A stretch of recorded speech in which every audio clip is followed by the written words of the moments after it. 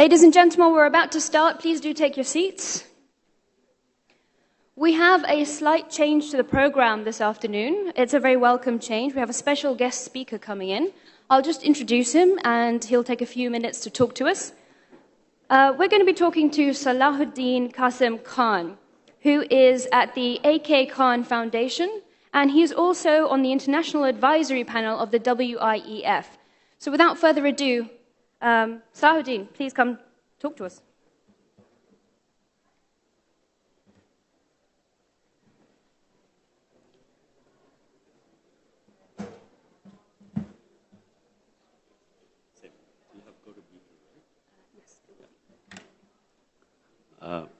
Bismillahirrahmanirrahim.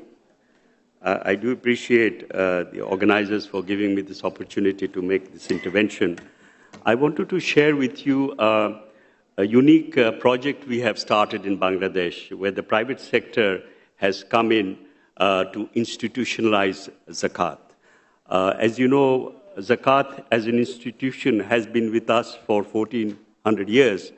But in countries like Bangladesh, they fell into disuse because of the colonial period, where these safety social networks were no longer working, Zakat, Waqf.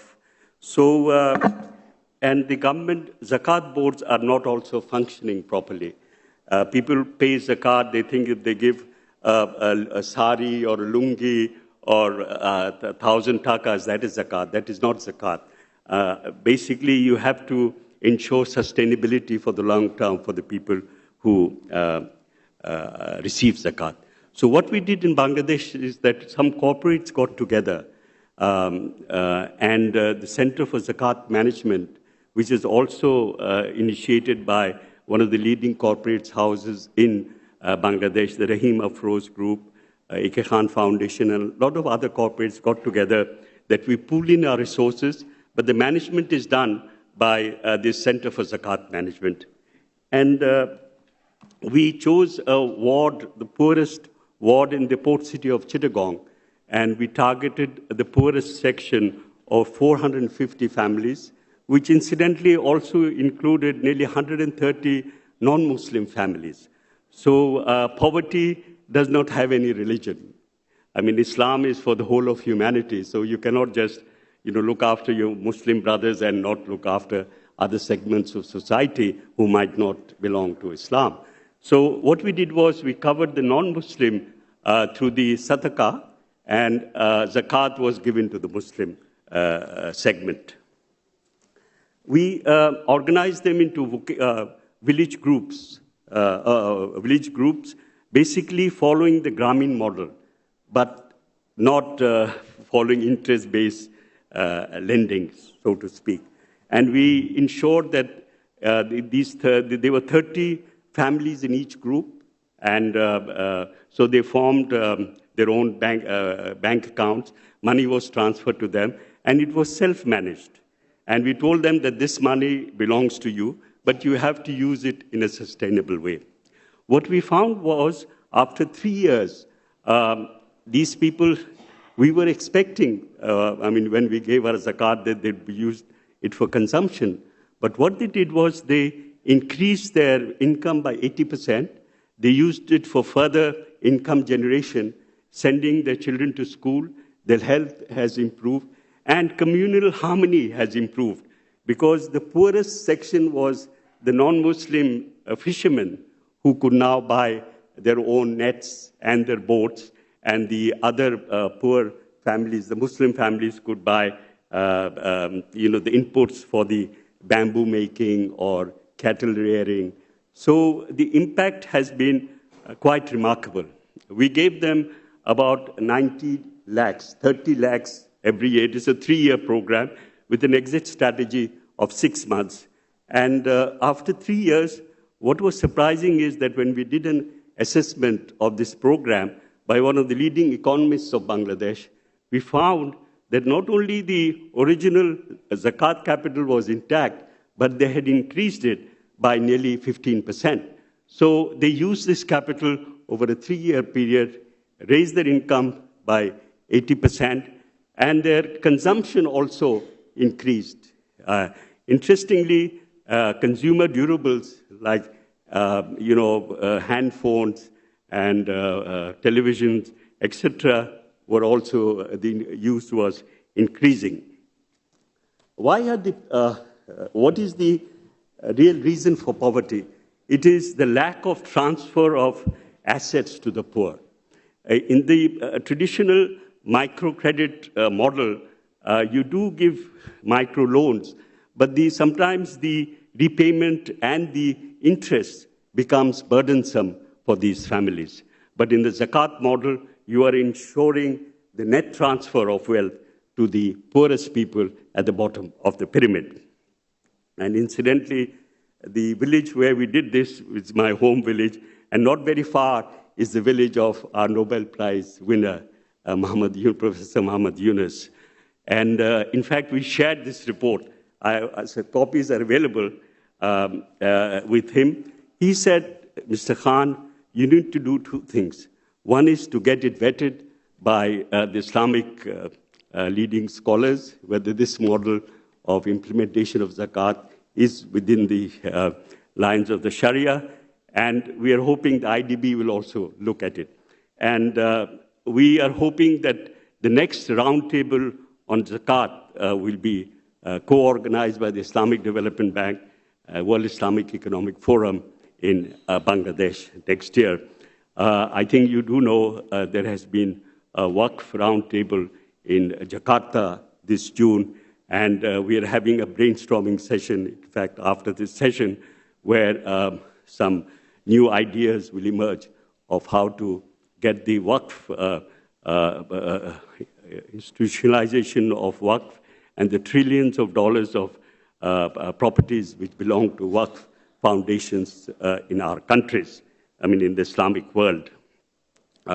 What we see is that after the study, we found that if we went out of the program within 3 years, the poverty levels have increased, but they might again relapse into or lose the momentum in their economic upliftment.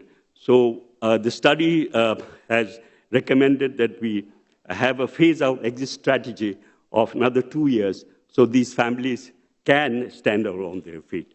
So what we see is Zakat can be a short-term arrangement. For long-term rehabilitation and poverty alleviation, we do need Waqf institutions which will open up opportunities for these poor people who can access funds in the future. So thank you very much. I hope you can get copies of the report and you will attend the roundtable in Bangladesh next year. Thank you.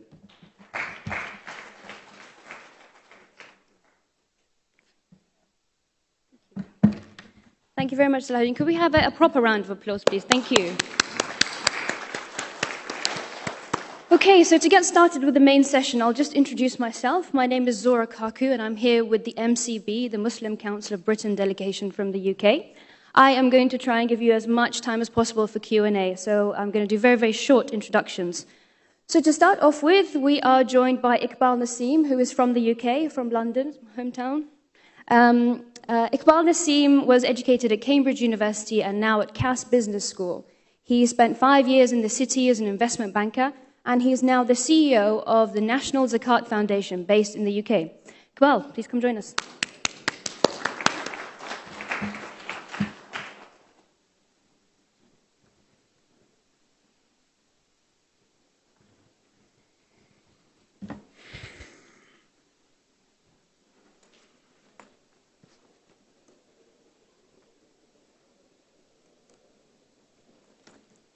Okay. Bismillah ar-Rahman ar-Rahim.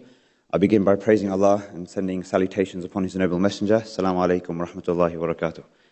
There's certainly more people here than I thought there would be in an amazing forum where there's just so many topics of interest, Islamic finance, economics, banking, and all the arts and everything that's being displayed here. I did have a feeling inside myself that would Zakat really be considered that interesting a topic for people to turn up to and listen to?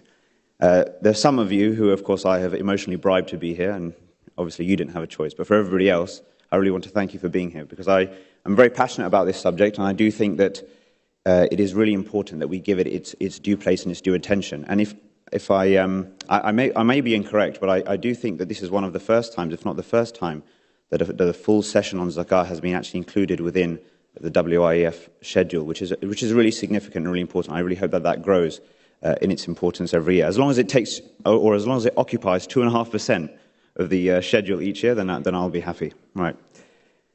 So I just want to set some context to the organisation that I am representing, not because I want to promote it, but because it is in the context of this organisation, of course. I'm going to present the learnings and the understandings that I feel I've come up with over the last 3 years or so that I've been involved in Zakah.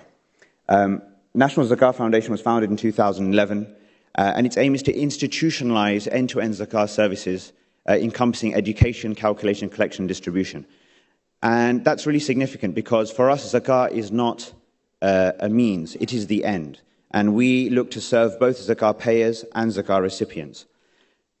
And really the observation that I would make is that there is a vast untapped potential in both the quantity and quality of Zakah collection and distribution globally. We kind of have two problems, roughly speaking. First of all, in how much is being collected versus how much should be being collected. And then secondly, once those funds are collected, no matter how large that pool of funds is, or whether it is or isn't close to its potential, how exactly is it being administered? And not only how is it being administered, but then how is the effectiveness of that administration being communicated back to Zakah payers? So National Zakah Foundation will operational in the United Kingdom, in Canada and Australia. Obviously those three countries have a collective Muslim population of over 5 million people, and the organisation, as I said, is quite young. In the UK, I've just, it's coming up to a 3-year anniversary for me, and Canada and Australia only launched last year. But already, alhamdulillah, this year, by the end of this year, we expect a global collective income, zakat income of over $5 million, which is a really significant growth. And the thing that's unique about us, in some degrees, is that, especially in the context of the communities in which we operate, is that we have 100% local distribution. We have 100% local distribution. And for those of you who might think that that doesn't make any sense, in the UK, in Canada and Australia, it really, really does. In the UK, as an example, 50% of Muslims in the UK live in the 10% most deprived areas. Relative poverty really does exist. And I can't go into all the detail on all the sad stories, but on a very regular basis, we receive or we deal with cases of quite severe and shocking destitution, homelessness, poverty, and all the mental health and other issues that surround and come with that. Our current focus is grants, hardship grants to individuals and families in need, and we try to do that in as transformational a way as possible, and also supported housing projects. So we have 4 supported housing projects in the UK for vulnerable homeless women and for ex-offenders, young men who are leaving prison, who, if we don't intervene and support them, will basically end up back in prison in 6 months' time. There is a 90% reoffending rate amongst the Muslim prison population in the UK. And young Muslims form 27% of the prison population in London, whereas we're only 10% of the London population. These are just some of the stats to give you an idea. And I appreciate for those of you who aren't from the UK, perhaps, that there is a lot more information that you would require to really understand the situation. But hopefully that's painting a picture.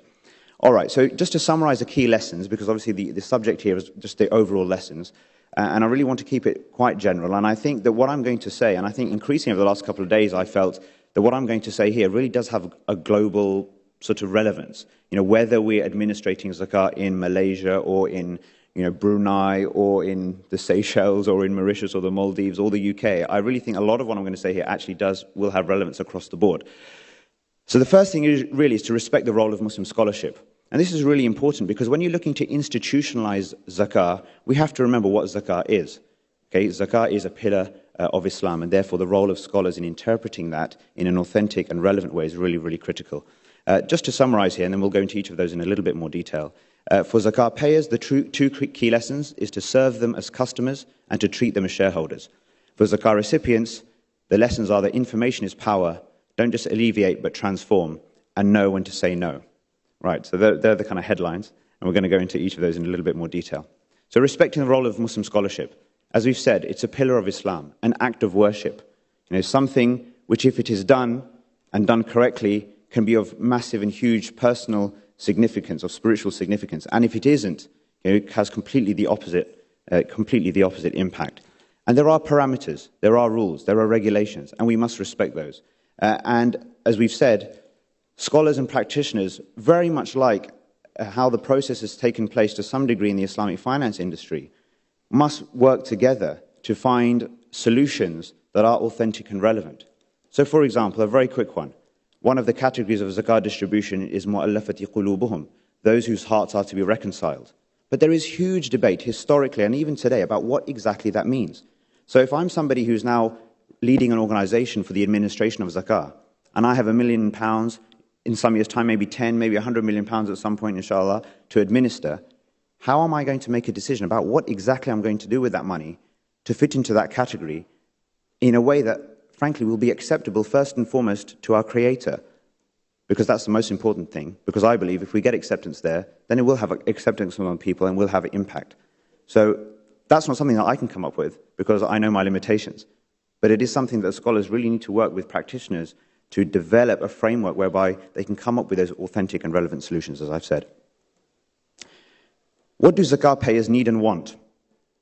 In my mind, it's three things. It's education, a deepening of understanding of zakah. I've delivered probably 100+ seminars on zakah amongst, educated crowds, professionals, the average sort of crowd that will gather in a mosque, maybe in a not so well-off area perhaps.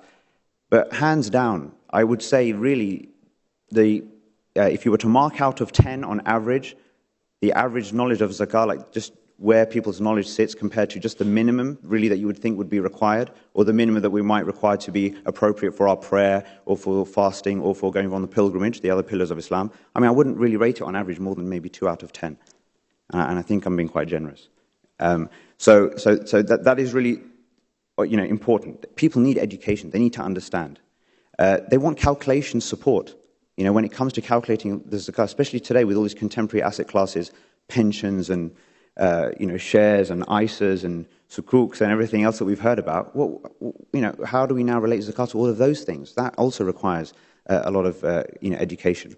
And thirdly, for collection, it needs to be accessible, it needs to be easy, it needs to be transparent. People shouldn't feel that obviously when they're making their payment, they should feel that it's obviously going where they intend it to go. So developing services for zakat payers, and as I said before, treating them as customers and shareholders is the key to maximizing collection, payment, and therefore income, and therefore obviously the potential for distribution. What do shareholders of companies want? They want integrity of management, they want transparency of information, and they want clear communication. And I don't think zakat payers are any different. And having had some conversations even in the last 2 days with those who represent or know people who represent zakat institutions, even at a state level, they themselves to me have acknowledged and have said that this is an issue even there. And perhaps even more, because in general, any organization that's collecting money and charity is very easy to take a donor for granted. But when it comes to zakah, it's even more easy to take them for granted because it's an obligation. So why should I report back to the donor on what's happening? That's not their problem. They just need to pay. It's obligatory. I don't need to go and tell them anything. But that attitude is causing a lot of disaffection and a lot of disenchantment amongst zakah payers. We need to change that. So very quickly, to serve zakah recipients, information is power. Data gathering and management is critical for correct distribution, measuring impact, and actually setting an agenda, and later on for advocacy and policy. So very quickly in the UK, for example, within a few years, if not already, our foundation will have the most detailed and interesting data, frankly, of poverty and of destitution that exists and actually paints a picture of what is happening within our communities in the UK, because no other organisation would be having it in that level of detail, given its pioneering nature. Second thing is, don't just alleviate but transform. Somebody comes up to me, he's hungry. I can give him £10, he can go and buy a meal.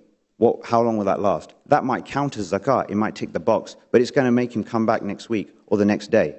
We need to use zakah in a way that's actually going to transform people's lives. The whole point of zakah, as it says here, and it goes back to our tradition, is to make a zakah recipient into a zakah payer, not to keep them as zakah recipients for the rest of their life. And so there, as we've mentioned at the end, if we can use zakah to educate, for training, for job creation, for empowerment, inshallah, we will have those results. And knowing when to say no. It's very important to be able to define the boundaries, first of all, as we've said, of where zakat cannot be used, and to be completely upfront and transparent about that. And maybe that's where voluntary donations come in, or maybe that's where our waqfs, our awqaf and endowments come in. Zakat isn't for everything. That's one thing. Secondly, when somebody comes and they're in difficulty, there are certain things that might mean that actually that person, despite their difficulties, is not even eligible to receive zakat. And I'm not going to go into all the details of that, but that also, again, taking recourse to our texts and our sources and our tradition is quite possible. And it's a hard decision, of course, knowing when to say no, but sometimes that is the right decision to take, and it's important to know when to do that and how to do that. Concluding thoughts. First, establishing the proper collection and distribution of zakat is of great spiritual and economic concern. More dialogue is needed across state and community zakat institutions for the sharing of knowledge and for the sharing of information and for the sharing of best practice. And I also think that Islamic financial institutions and businesses have a significant role to play in upholding the forgotten pillar. And the impact of zakat, we often think of zakat, we think of a poor person, and we think of them eating when otherwise they wouldn't have. And that's kind of our mental association. But zakat is so much more potent, so much more powerful than that. And we believe, ending on a spiritual note, that the proper collection and distribution of zakat brings mercy like rain from above. And when rain pours, it doesn't affect one person. It affects an entire community, and it can transform the reality of an entire community. And I really believe that that is a potential if we institutionalize zakat sincerely and properly, and using all the best practice and all the current knowledge and exciting developments that there are across the world in so many different industries and sectors. So let's keep it authentic, make it relevant, make it impactful, make it powerful. And that's the message I have today. Thank you.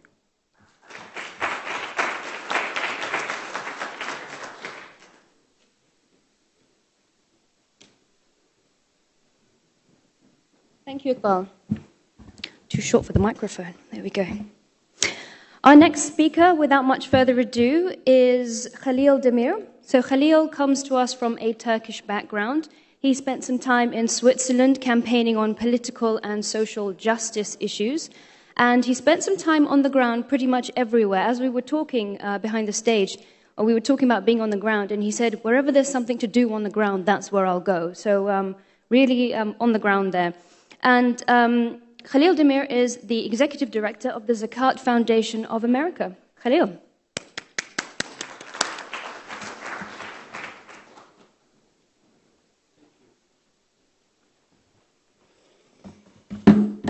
Assalamu alaikum. Bismillah, alhamdulillah, salatu salam ala rasulullah, amma ba'd. First, let me thank the great city of Dubai to inviting us here, enabling us to be in front of you. And I have to say that this is the first trip of mine to Gulf, and I was very surprised to see Dubai as beautiful as Chicago is.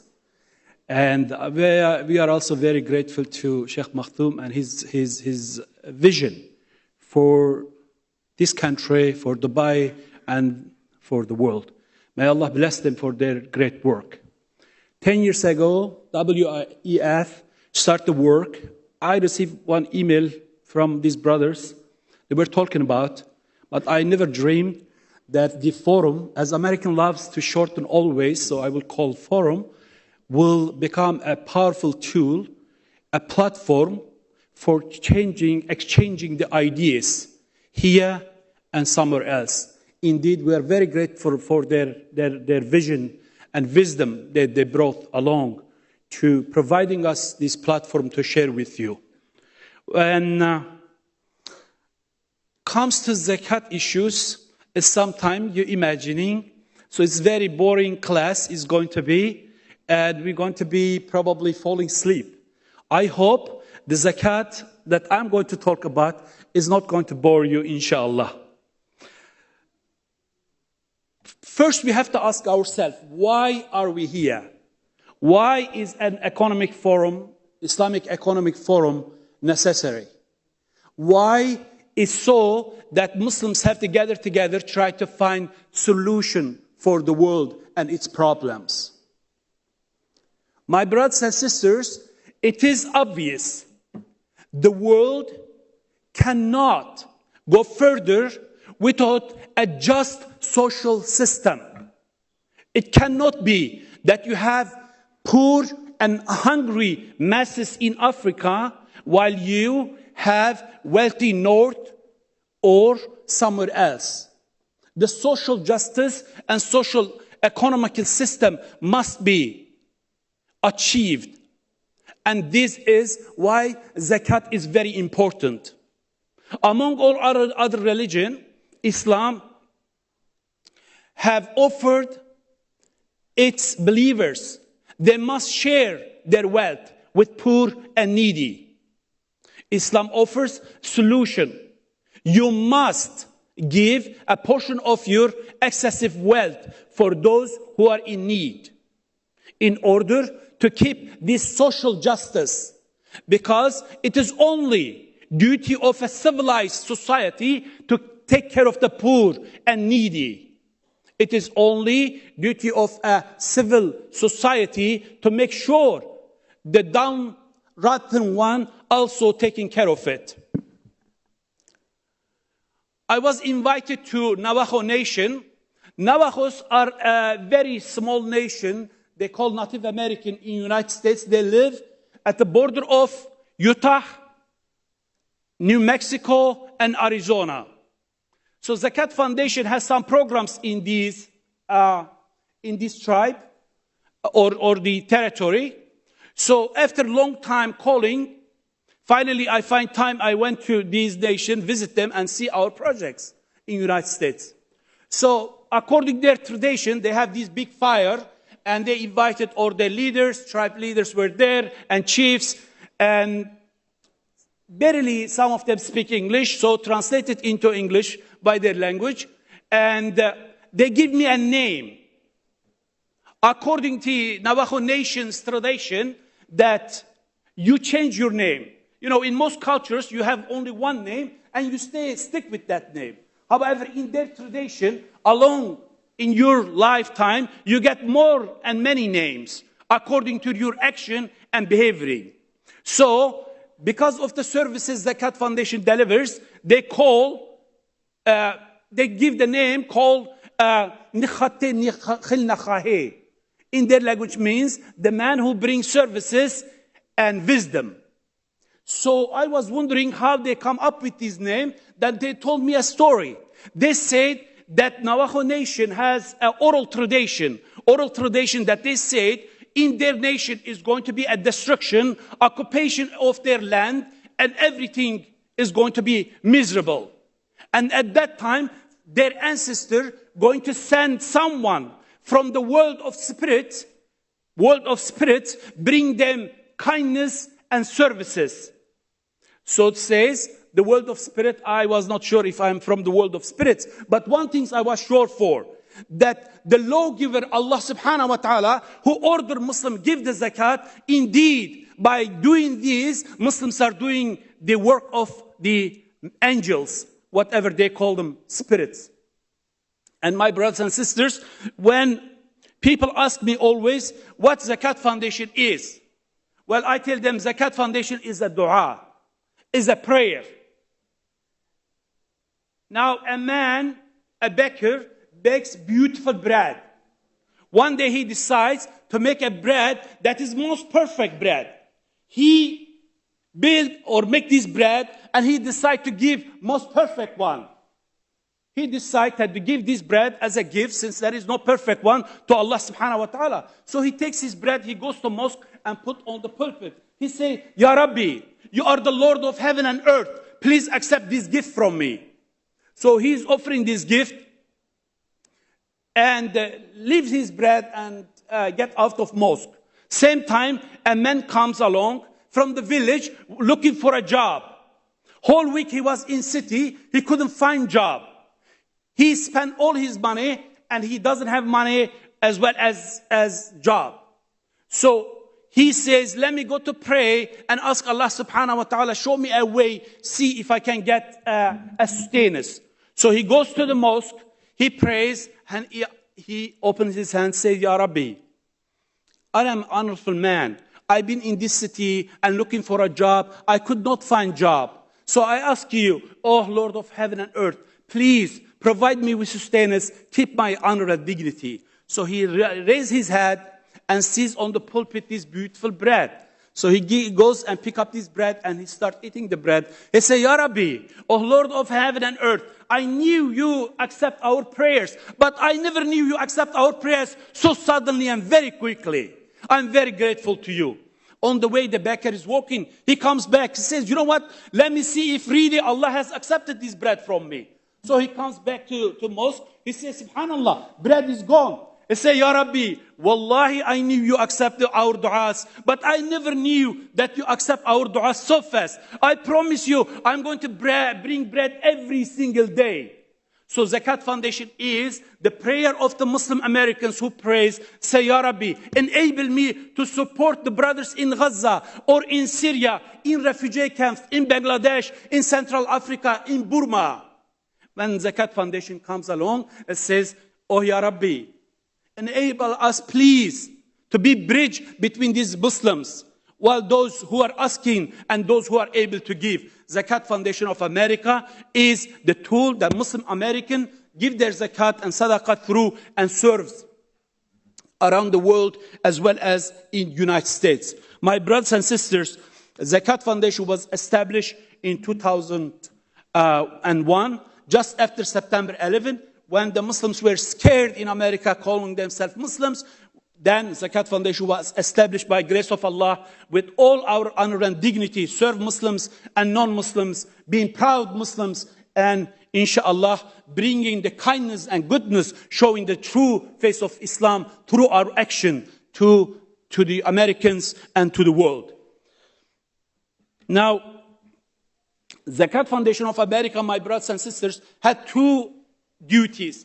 One of our duty, we make sure we are the source of the zakat questions. Wherever there is a question concerning zakat, you can look at the Zakat Foundation website, you can find question, or you can email it to us and our scholars will answer. And the second job of Zakat Foundation is being a zakat implementing or zakat distribution collecting center. So Zakat Foundation does this job and our services in United States as well as overseas. So zakat comes, and by grace of Allah, Zakat Foundation is one of the 4-star charities selected among the tens and thousands, 4-star charity organization registered in United States. Our good work speaks for itself, not only toward Muslims, but also toward the non-Muslims. Our doors are always open. People who apply to Zakat Foundation every single day, our center in the United States, we receive and we educate and we train people with the Zakat funds that distributed or given to Zakat Foundation.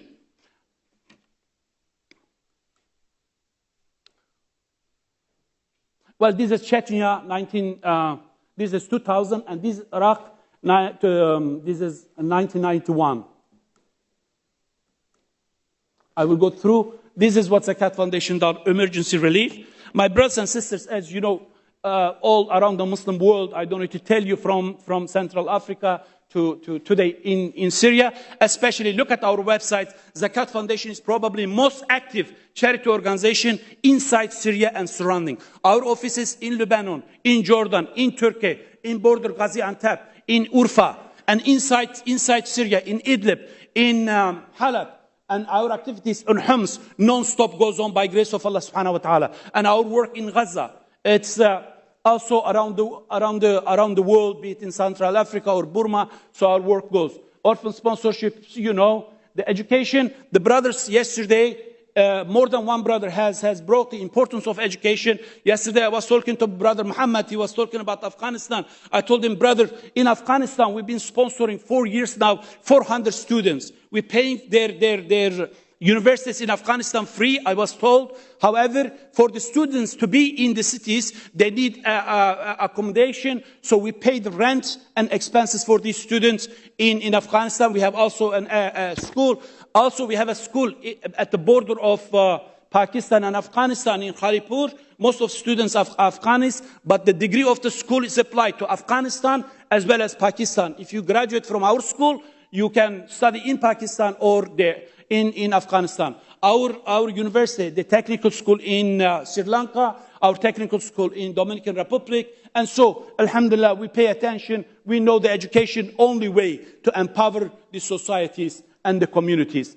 Sadaqah Jariyah, by grace of Allah, last year, we have opened around 200 water well. So when we say water well, it's very easy to imagine one water well as a small village. But each village that we open a water well serve around 500 people. And 500 families, when you can imagine, so how many thousand translate when you calculate the numbers.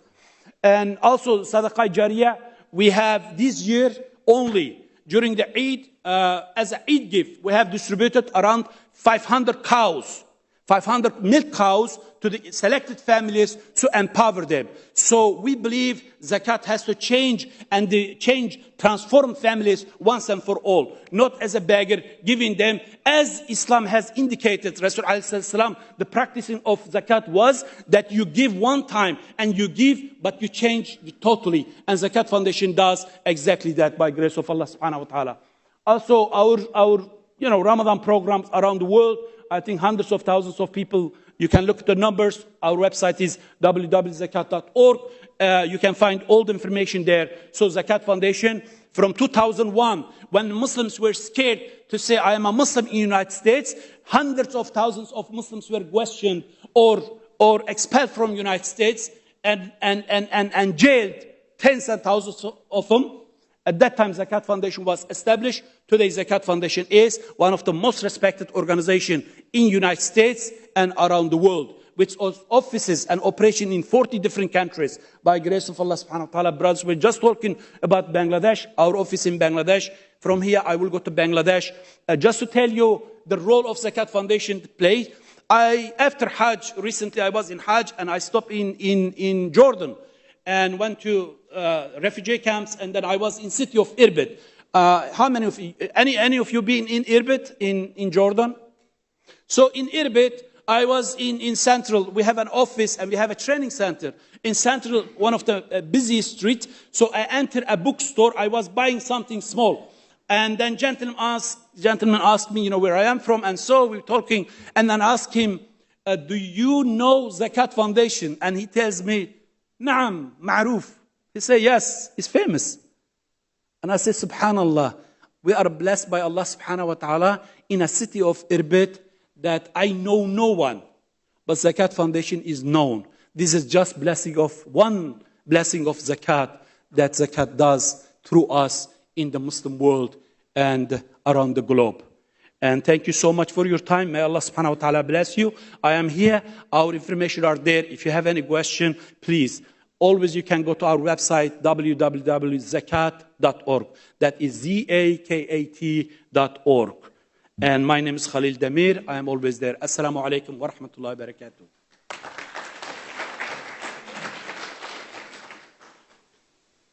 Thank you very much, Khalil. Iqbal, if we could have you back at the stage. We have a roving mic for questions. So questions, if you could raise your hands and we'll take the mic. Where's the microphone? Over there. We have a question at the back. Sorry, fourth row right here.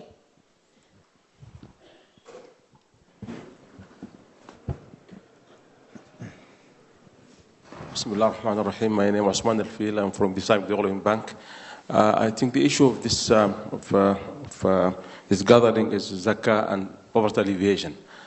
But really, they don't see really the how can Zakah break this vicious cycle of poverty alleviation. And I need really, Brother Nassim said that they are working on some sort of training and capacity building, because this is really the issue, the crux of it, the issue of having an active poor who will be receiving funds and who will be able to implement projects that might get them out of poverty. So really, I would like to have, if they have any models, any approaches leading to poverty, graduating from poverty to non-poverty, I would like to know that, inshallah. Okay, Iqbal, if you wouldn't mind taking this one. I'm going to work out whether you can hear me if I sit back. You can hear me? Yeah, so I can sit comfortably. All right, good. All right, so thank you for the question. I think, obviously, it really depends. As with, that's kind of 50% of most answers to most questions. It depends. And when I say it depends, I think it depends on the specifics. But what I would say in general terms is the only way we can answer that question in a particular scenario is when we really feel we have a deep understanding of that recipient or that community that requires help. So in the very simple example that I gave, you have a zakah payer standing, walking down the street. You have a zakah recipient sitting, by the street side begging, right?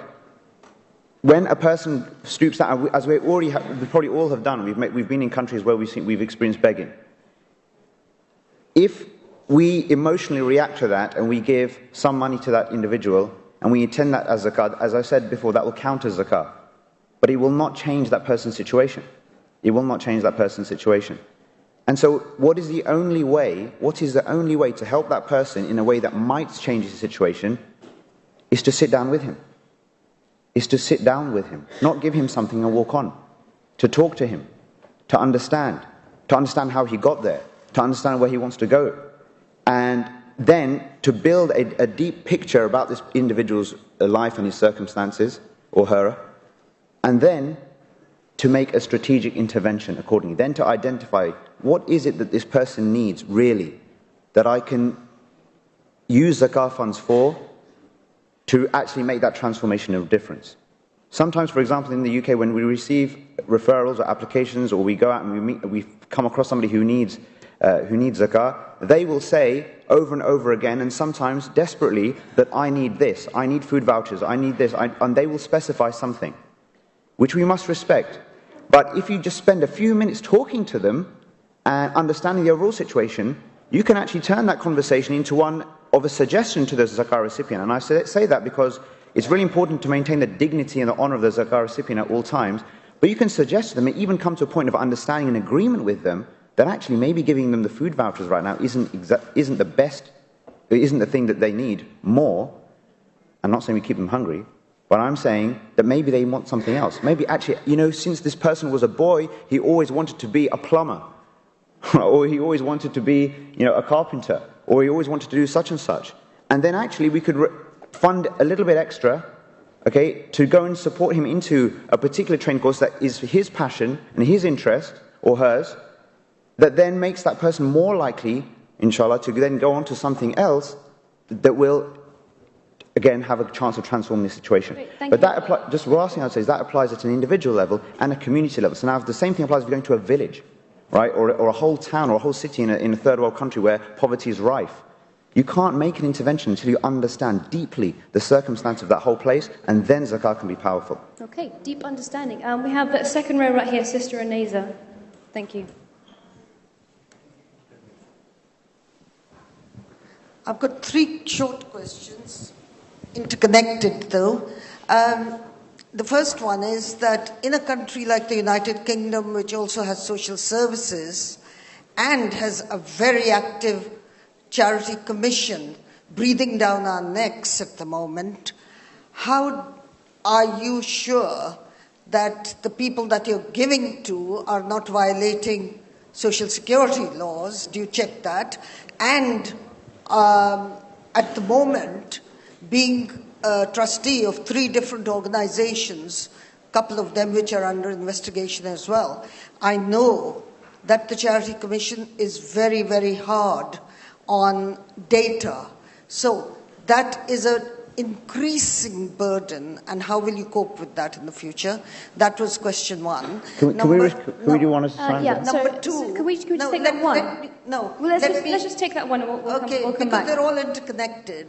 Okay, yeah? If you could just, 30 seconds. Yeah, okay. Thank you. The second one is that in countries like Bangladesh and other places, or even in England, how can we guard against the people employed by the Zakat Foundation itself? You can put national in the name, but it's not really a national organization as such. So how can we prevent the Zakat Foundation employees themselves being biased or influenced or even corrupt at any stage in time? Third question? Okay.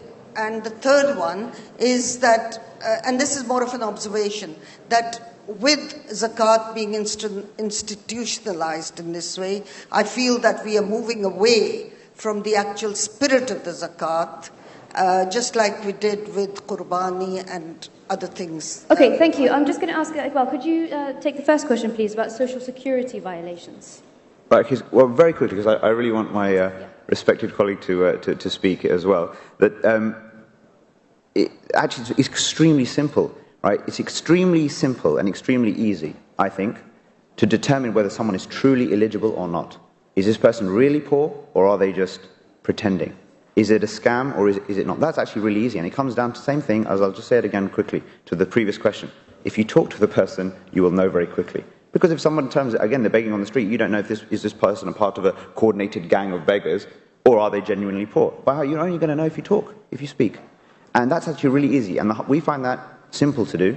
And the hard part is what we've talked about before. Once you know that they're eligible, how am I going to use this £300 or £400 or 300 whatever currency, right, to make that intervention? How can I make that go as far as possible? And that's the hard part. And Khalil, could you respond to the second question, please? Do you feel that your staff on the ground are quite influential? It's very simple. I don't know, sister means by tradition. Have we waited for the tradition? $100 million that Zakat Foundation was able to bring to third world countries wouldn't happen. Most of American Muslim, in the United States, most of you probably been there, it's very busy life. Last things people would think probably what to do with their zakat. That's the last things to do. So to encouraging these brothers and sisters and being there, knocking their door, reminding them about their udhiyah and other duties, enable them to give. Also simplify. Look at our zakat calculator, very simple. So very complex issues zakat, we very simplify for them in order to encourage them to give their zakat so that we can bring. Now, you're talking about corruption. I think institutions like ours are the last things to worry about the corruption. My sister, you have a look third world countries. If you want to talk corruption, then I ask myself, what's happening to U.S. aids, billions of dollars that the United States give from our taxpayer? That would be more important. Zakat Foundation, in every country where we are, we will be audited. Every country where we operate, audited. That means, including the United States, our accountant and auditing are third parties. So not even done at our office, rather third parties. Same things in Bangladesh, same things in Kenya. So we make sure. However, wherever human beings live, there will be always corruption. Nothing we can do about it. Only things we can do about it to make sure goes to minimum. We fight against it, we assure, and we go all through, the stages. Make sure that is not happening. But human being, wherever there is human, there will be always something. Okay, thank you. But that's what Zakat Foundation does. We're going to take 2 more questions. Can we have the gentleman on the right-hand side of the room in the 5th row? And we're going to take 1 more question before we wrap up.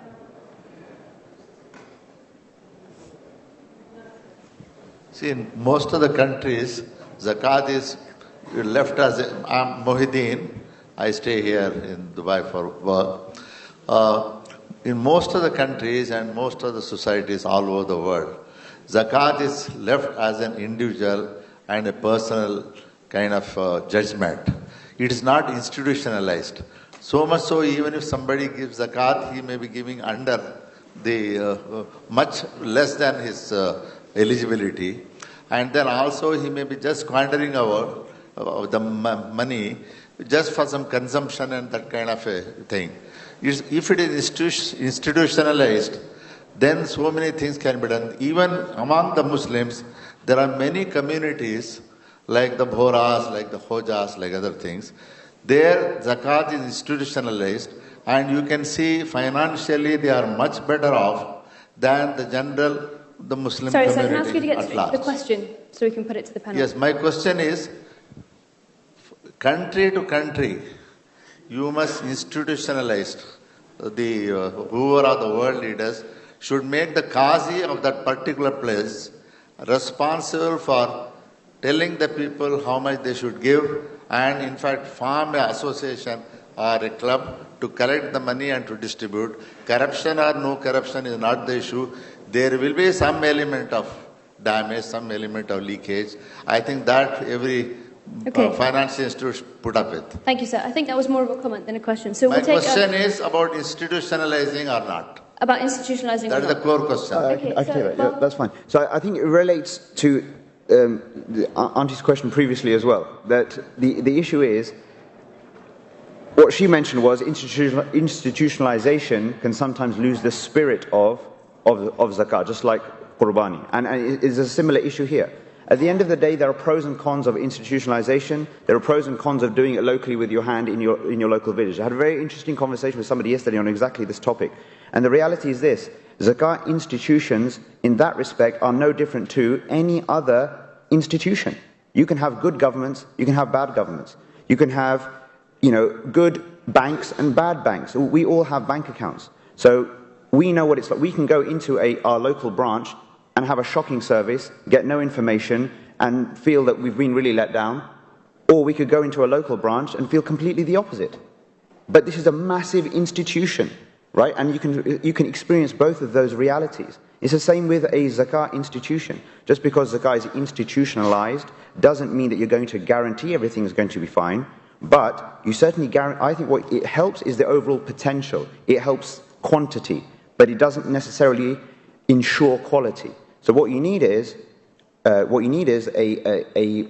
managed, a carefully managed, a carefully nurtured institutionalization that gives scale to Zakat, but then also make sure it's tended to carefully so that quality is there, both in terms of how it's distributed and the fact that Zakat payers feel that it's being distributed appropriately and that they're being communicated to. Okay, I think we're out of time, so no time for a last question, I'm afraid, ladies and gentlemen. It's lunchtime, I'm not going to hold you up from your lunch.